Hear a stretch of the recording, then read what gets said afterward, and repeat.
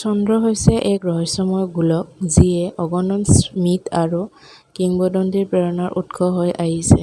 ই পোহৰ, সৌন্দৰ্য আৰু যাদুৰ উৎস যিয়ে বহু সংস্কৃতিক ইয়াক ঐশ্বৰিক শক্তিৰ সত্তা হিচাপে পূজা কৰিবলৈ বাধ্য কৰি আহিছে। চন্দ্ৰৰ মাজত যে পৰলোকীয় কিবা এটা আছে সেয়া অস্বীকাৰ কৰিব নোৱাৰি। পূৰ্ণিমাৰ চন্দ্ৰই যে মহান ৰহস্যময় শক্তি ধাৰণ কৰে সেই কথা অস্বীকাৰ কৰিব নোৱাৰি। কিন্তু ইয়াৰ সঠিক কাৰণ সম্পূৰ্ণৰূপে বুজা হোৱা নাই। মানুহৰ ওপৰত পূৰ্ণিমা চন্দ্ৰৰ প্ৰভাৱৰ এটা সম্ভাৱ্য ব্যাখ্যা হ'ল পোহৰ শক্তিৰ উৎস আৰু আমি জীয়াই থাকিবলৈ এই শক্তিৰ ওপৰত নিৰ্ভৰশীল। চন্দ্ৰটোৱে হৈছে একমাত্ৰ প্ৰাকৃতিক পোহৰ উৎস যিটো আমাৰ বাবে ২৪ ঘণ্টীয়া চক্ৰত উপলব্ধ। গতিকে ইয়াৰ পৰা অনুমান কৰিব পাৰি যে ইয়াৰ উপস্থিতিৰ দ্বাৰা আমি প্ৰভাৱিত হ'ম।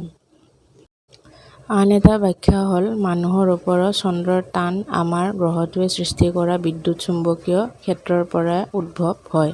বিশ্বাস কৰা হয় যে চন্দ্ৰই এই ক্ষেত্ৰখনক প্ৰভাৱিত কৰে আৰু টোপনিৰ চক্ৰ আৰু অন্যান্য জৈৱিক কাৰ্যত প্ৰভাৱ পেলায়। গতিকে সম্ভৱ যে পূৰ্ণিমা চন্দ্ৰই আমাৰ ওপৰত বিশেষভাৱে প্ৰবল প্ৰভাৱ পেলায়।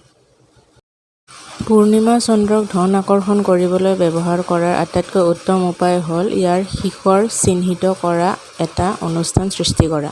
বেছিভাগ মানুহে বিশ্বাস কৰে যে পূৰ্ণিমাৰ আচাৰ ব্যৱহাৰ পূৰ্ণিমাৰ ৰাতি মাজনিশা কৰাটোৱেই উত্তম। কিন্তু এনেধৰণৰ আচাৰ ব্যৱহাৰ কৰা সকলোৰে বাবে এইটো সদায় বাস্তৱিক নহয়। আপুনি ক'ত থাকে আৰু অন্যান্য কাৰকৰ ওপৰত নিৰ্ভৰ কৰি পূৰ্ণিমা চন্দ্ৰৰ নিশা ঠিক মাজনিশা আপোনাৰ পূৰ্ণিমাৰ অনুষ্ঠান সম্পন্ন কৰাটো সম্ভৱ নহ'বও পাৰে। জীৱনলৈ অধিক ধন সম্পত্তি আৰু প্ৰচুৰতা আকৰ্ষণ কৰিবলৈ আন বহুতো অনুষ্ঠান আছে। ধনৰ মন্ত্ৰ, চন্দ্ৰৰ আশীৰ্বাদৰ মন্ত্ৰ, ধনৰ মহ, সমৃদ্ধিৰ মমবাতিৰ মন্ত্ৰ আদি আচাৰ ব্যৱহাৰ আদি সকলো যুগ যুগ ধৰি ধন সম্পত্তি আৰু প্ৰচুৰতা আকৰ্ষণ কৰিবলৈ ব্যৱহাৰ কৰা হৈছে। তলত তিনিটা ধৰণৰ আচাৰ অনুষ্ঠান উল্লেখ কৰা হৈছে। এই পূৰ্ণিমা ধনৰ অনুষ্ঠানে আপোনাৰ ঋণ নিৰ্বাসিত কৰাত সহায় কৰিব পাৰে, ধন সম্পত্তি আকৰ্ষণ কৰিব পাৰে আৰু আপোনাৰ জীৱনলৈ মানসিক শান্তি আনিব পাৰে।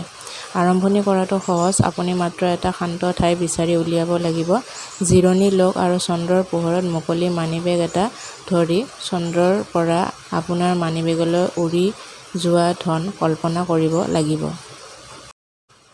আপুনি যেতিয়া আপোনাৰ মানিবেগটো খোলা ৰাখি থিয় হৈ সেই সকলোবোৰ টকা তাত অৱতৰণ হোৱাৰ কথা কল্পনা কৰে, তলত দিয়া প্ৰতিশ্ৰুতিসমূহ কৰক। এতিয়া মোৰ জীৱনলৈ যিখিনি টকা বৈ আছে তাৰ বাবে মই অতিশয় কৃতজ্ঞ। মই মোৰ জীৱনত গ্ৰহণ কৰোঁ। আপোনাৰ সপোনৰ টকাৰ পৰিমাণ সূচাওক। মই আৰ্থিকভাৱে স্বাধীন আৰু মোৰ সকলো কামেই কৰিব পাৰোঁ। এই অনুষ্ঠানটো অত্যন্ত ফলপ্ৰসূ আৰু ইয়াৰ সৈতে মোৰ ইতিবাচক অভিজ্ঞতা হৈছে। সেইবাবে মই প্ৰতিটো পূৰ্ণিমাৰ সময়ত ইয়াক পৰিৱেশন কৰোঁ।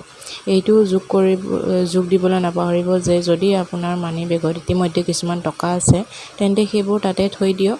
মাত্ৰ সিহঁতক উলিয়াই আনিব যাতে সিহঁতে মানিবেগৰ পৰা উকি মাৰি উলিয়ায়।